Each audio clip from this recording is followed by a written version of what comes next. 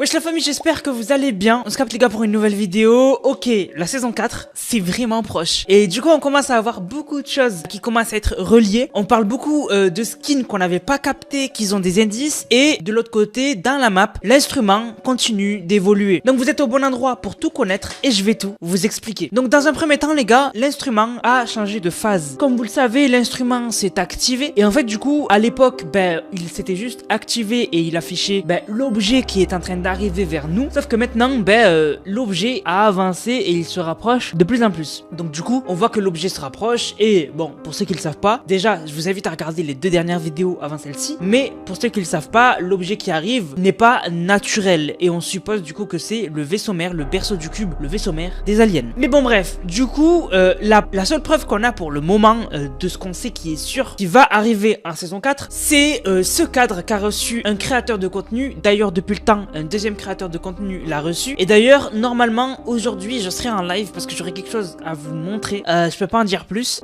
Mais du coup, il y a un deuxième créateur de contenu au moment où je tourne la vidéo, donc le 15, qui a reçu lui aussi le cadre et qui l'a posté sur les réseaux. Et du coup, en fait, on peut voir, c'est le même cadre. Donc en gros, c'est un croissant de lune rouge. Et en fait, je vous avais déjà expliqué que pour moi, la lune est censée être derrière et entière, mais que quelque chose est devant et que du coup, il se passe une éclipse. Et en fait, du coup, dans la dernière vidéo, je vous expliquais que on avait trouvé ce logo sur certains skins, comme par exemple Ronin, qui avait une référence à ce croissant de lune rouge. Et en fait, depuis le temps, on en a trouvé d'autres. Par exemple, là, récemment, dans la boutique, il y a eu le skin Hob. Et on a sur le skin Hob un deuxième style qui s'appelle Eclipse et qui a au milieu de sa veste le croissant de lune rouge. On l'avait pas remarqué. Et ce qui est incroyable avec ce skin, c'est qu'il s'appelle Hob. Et récemment, Donald Mustard, il a posté une photo de l'aube. Ou non, je crois que c'est un crochet de soleil. Mais bon, bref, on nous avait parlé récemment de l'aube. Et aussi, du coup, son style s'appelle Eclipse. Et on sait que l'image représente une éclipse qu'a reçu le créateur de contenu. Et on suppose que tellement que le vaisseau mère est immense, en fait, pendant toute la saison 4, il va nous cacher la lune ou le soleil. Et donc, du coup, va provoquer une éclipse qui va durer pendant toute la saison 4 ou pendant une petite partie de la saison 4. Mais c'est pas fini. C'est pas le seul skin qui avait le logo en croissant rouge. Il y a un autre skin que vous avez tous dans votre casier pour ceux qui ont joué à la saison 7, chapitre 2. C'est Sunny. On l'avait pas remarqué, mais Sunny, du pass de combat de la saison 7, chapitre 2, a sur son épaule le logo du croissant de lune rouge. Ça, c'est juste incroyable parce que c'était sous nos yeux depuis le début. Et d'ailleurs, on parle beaucoup de lune récemment, mais faut pas oublier que, et ça je le savais, mais bon, on n'arrête pas de me le dire, donc je vous le rappelle, et je vous montre que je suis au courant. On avait, dans la saison des quêtes adoubées, on avait une quête où en gros, il fallait aligner les capteurs stellaires en les endommageant dans le bon ordre. Et en gros, on avait à l'endroit où il y avait le point 0 en chapitre 4 au début, on avait en fait des cadrans solaires,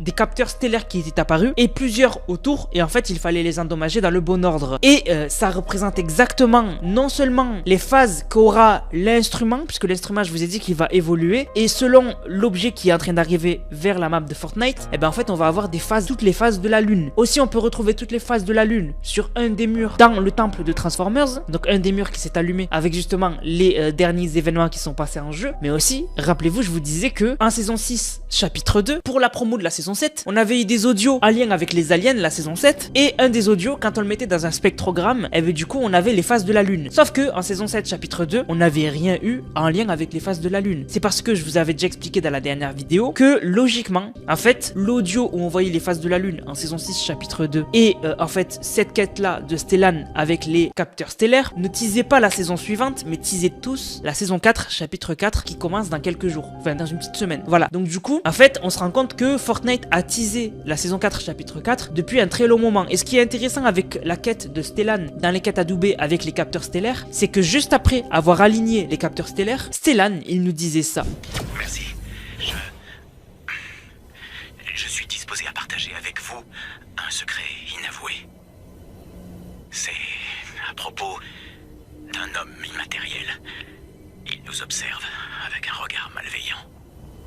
Si nous n'achevons pas le portail, les conséquences seront horribles. Donc vous l'avez vu, il nous parlait de l'homme immatériel. Et cet homme immatériel, on a supposé que c'était Geno, parce qu'en fait, il a dit que l'homme immatériel, son but, à un moment dans les Katadobe, il l'a dit, c'est en fait d'avoir un univers parfait, des univers parfaits. Et c'était aussi le but de Geno expliqué dans les comics. Donc on a supposé que c'était Geno. Et aussi, il faut pas oublier que Geno n'est pas mort, puisqu'on le voit dans le dernier comics, il est toujours vivant. Et si on prend du recul, on se rend compte que tout ce qui est autour de la lune, etc., ce qui nous tease la saison 4, tout ce qui est autour de la lune, ça a toujours été là sur Fortnite. Rappelez-vous les skins qu'on avait eu, les skins spéciaux qu'on avait eu pour l'événement Butterfly. Et bien en fait c'était le skin Luminos. Si on regarde sa description, c'est il est la face cachée de la lumière, un peu comme la face cachée de la lune. Et aussi sur son skin, il y a beaucoup de références à un croissant de lune. On avait eu aussi Songe, qui est clairement en lien avec la lune aussi, parce qu'elle est sortie en même temps. Et même la hache de Songe, c'est une demi-lune avec un éclat de lune. Et on nous dit hache astrale, abattez-la sur les étoiles. Donc toujours ce délire de étoiles, espace, etc. Donc on est en train de nous teaser pour la saison 4. Et en fait, même si on revient aux origines de l'histoire de Fortnite, en saison 4, la première saison où justement l'histoire a commencé, chapitre 1, on a eu la cinématique de la saison 4. Et qu'est-ce qu'on voit au tout début de la cinématique? Vraiment, la première chose qu'on voit, c'est un vaisseau alien qui parcourt l'espace. C'est une dinguerie. En fait, j'ai l'impression que la saison 4 qui arrive, c'est ce que je pensais, elle va en fait mettre un terme à tout. En fait, la saison 4 là qui arrive, en fait, elle termine la boucle qui avait été commencée de l'histoire. L'histoire de Fortnite a commencé avec un vaisseau dans l'espace sur un film qui se baladait. L'histoire va se terminer dans l'espace, en lien avec l'espace. Et du coup, comme je vous ai dit, on peut trouver des liens avec Geno, on peut trouver des liens avec l'homme immatériel, on trouve des liens avec les aliens, avec l'histoire du cube, puisque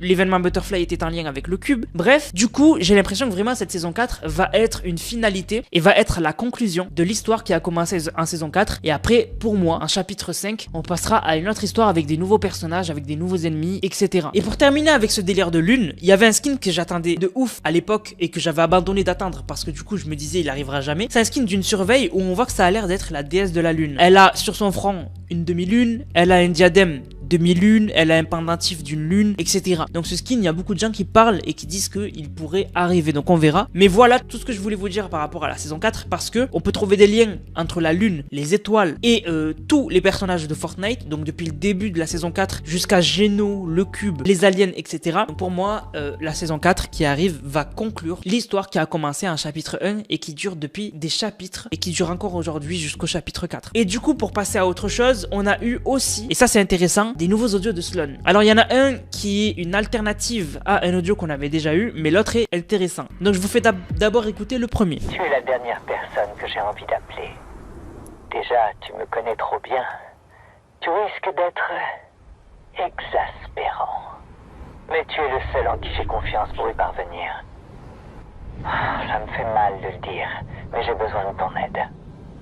En espérant que ta visée ne s'est pas améliorée. Donc vous l'avez vu dans cet audio, en fait Sloan, elle dit qu'elle va contacter quelqu'un. On a deux infos par rapport à cette personne. Cette personne, on nous dit que Sloan ne l'aime pas. Genre vraiment, elle le déteste. Voilà. Mais elle est obligée de le contacter. Ah non, on a trois infos. Donc elle l'aime pas. C'est une personne qui connaît très bien Sloan, donc qui l'a côtoyé pendant très longtemps. Et troisième chose, elle dit que il ne sait pas bien viser. Alors on peut penser directement à Jonesy, donc à l'agent Jones. Et en vrai, ce serait pas con parce que l'agent Jones, il est tellement resté dans l'IO que du coup, il connaît très bien Sloan. Elle le déteste parce que du coup, pendant la crise 0, il l'avait trahi et il en avait fait qu'à sa tête et avait contacté les 7. Mais le troisième truc qui me gêne, c'est qu'elle dit qu'il ne sait pas viser. Alors que Jones, j'ai pas le souvenir d'une quête où en gros il dit que lui il s'est mal visé ou quoi. J'ai essayé de chercher, j'ai pas trouvé. Mais moi je me rappelle qu'il vise bien puisque quand il avait lancé son appareil dans le point 0 pendant la crise 0, ben il avait bien visé. Donc pour moi, je crois pas que ce soit... Enfin, il se peut que ce soit l'agent Jones, comme ça peut être quelqu'un qu'on n'a jamais vu. Et je vous fais écouter le deuxième audio. Je ne sais pas comment j'ai survécu. Un étranger m'a trouvé dans la carcasse de mon char, enfoui dans les profondeurs de l'île. Sa technologie m'a gardé en vie. Il dit qu'elle appartient à ceux qui vivaient ici autrefois. Quand j'aurai récupéré, je veux me renseigner sur cette jungle et ses habitants. Il me faut un plan, une mission. Je refuse de fléchir. Je je n'abandonnerai pas. Donc dans cet audio, Sloane elle parle de la personne qui l'a sauvée et qui fait partie de la civilisation de la jungle. Et donc du coup, on peut pas se tromper, elle parle de relique. Pourquoi? Parce que si vous prenez le skin relique et que vous allez voir Sloane, elle lui dit que même s'il l'a aidé, elle ne lui doit rien. Donc du coup, on comprend clairement que celui qui l'a aidé à se soigner, etc., c'est Relique. Et Relique, il est très mystérieux puisque il a l'air d'en savoir beaucoup. Et même son écran de chargement est très mystérieux et en lien encore une fois avec l'espace, les lunes, les planètes. Donc voilà, pour moi, c'est Relique dont elle parle. Mais c'est pas trop intéressant comme dialogue. Le plus intéressant, c'est que Sloane va avoir besoin d'aide. C'est bizarre qu'elle demande l'aide de Jonesy, mais de l'autre côté, comment Jonesy reviendrait dans l'histoire? Parce qu'il est censé revenir, puisque va pas revenir avec les 7, puisque les 7 étaient tout seuls quand ils se sont fait attaquer par l'héros. Et Jones, la dernière fois qu'on l'a vu, c'était dans les comics. Après qu'il soit parti chercher Geno, que Geno soit mort et que du coup il soit revenu sur l'île, bah en fait tout le monde rentre chez soi et ça s'arrête là. Donc Jonesy, on l'a plus vu depuis qu'il a sauvé la réalité. Jonesy, on n'a plus de nouvelles de lui. Après la saison Relax, pendant la saison Relax, on a eu des quêtes où il parlait avec Amy, mais après du coup il parlait plus. Et du coup j'ai l'impression que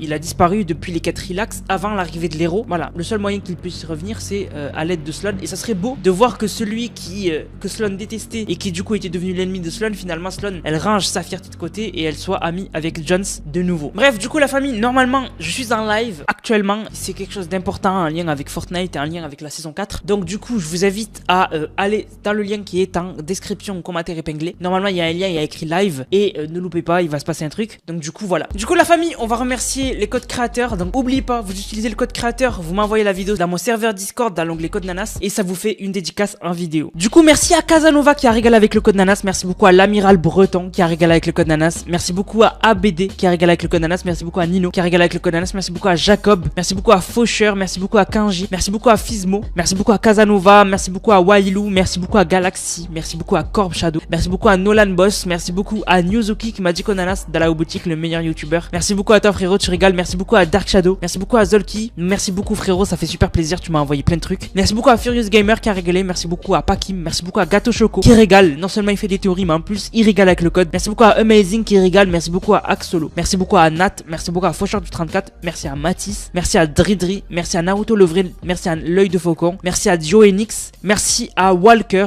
et merci à ABD qui m'a dit qu'on Nanas pour la vie, tu régales frérot, merci du fond du cœur. Sur ce la famille, je vous laisse, on se capte les gars pour le live et une prochaine vidéo, c'était Nanas, prenez soin de vous, bang bang bang.